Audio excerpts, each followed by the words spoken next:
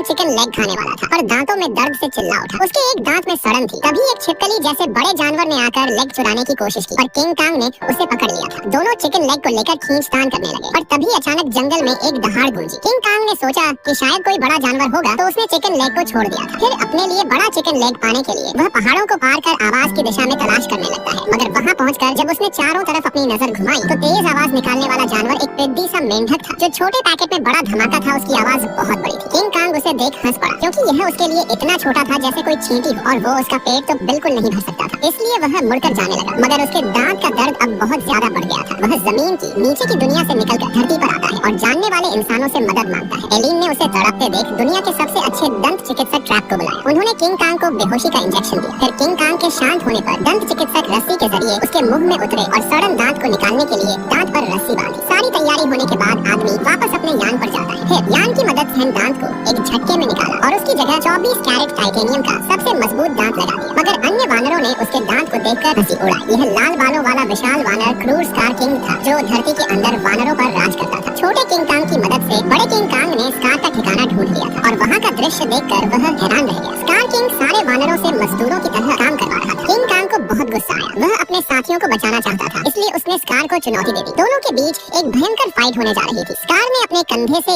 100 metre लंबा हड्डी का चाबुक उतारा। किंग कांग ने भी युद्ध के लिए अपनी कुल्हाड़ी उठाई और वानरों के साथ एक बड़ी लड़ाई शुरू हुई। चाबुक के अगले सिरे पर एक धारदार खंजर लगा हुआ था, जिससे किंग कांग का हाथ छलनी हो गया। स्कार के ताकतवर होने के कारण किंग कांग कमजोर था। उसने किंग कांग की कुल्हाड़ी दूर फेंक दी। स्कार फुर्तीला था, वो किंग कांग को उलझाता रहा, लेकिन पूर्ण शक्ति के सामने सभी हमले बेकार थे। किंग कांग ने पलटवार किया, स्कार को पटका और दूर फेंका। स्कार ने अपनी आखिरी चाल के रूप में चमकता हड्डी का चाबुक जैसे ही किंग कांग की ओर निशाना बनाया, तभी अचानक एक विशाल हिमदानव प्रकट हुआ। यह प्राचीन टाइटन था, जो गॉडजिला से भी बड़ा था। स्कार ने उसे जंजीरों में बांध कर रखा था। तभी उसके आदेश पर उसने किंग कांग पर अपनी तेज बर्फीली सांस छोड़ी। किंग कांग उसके हमले से बचता हुआ कुल्हाड़ी से उसके हमले को रोकना चाहता था, मगर हिमदानव की बर्फीली सांस इतनी ताकतवर थी कि उसे रोकने के चक्कर में किंग कांग का एक हाथ हमले की चपेट में आ गया और गंभीर रूप से घायल हो गया। मॉन्स्टर फिर से बर्फीली सांस छोड़ने जा रहा था, लेकिन तभी छोटे किंग कांग ने उसे वहाँ से भागने का इशारा किया। किंग कांग जैसे तैसे बर्फीली सांस के हमले से बचते हुए वहाँ से भाग निकला था। अंत में वो छोटे किंग कांग के साथ मदद के लिए जमीन पर लौट आया और जब मेई ने घायल किंग कांग को देखा तो उसने तुरंत उसके हाथ की जांच की। किंग कांग का हाथ बुरी तरह से घायल था, जिससे लड़ना असंभव था। इसलिए किंग कांग की मदद के लिए मेई ने बेस से एक यांत्रिक हाथ मंगवाया, जो किंग कांग के हाथ पर बिल्कुल फिट बैठ गया था। जागने पर किंग कांग ने तुरंत नए हाथ को आजमाया, जो बेहद शक्तिशाली निकला। अब किंग कांग लाल बंदर स्कार की बैंड बजाने के लिए पूरी तरह से तैयार था।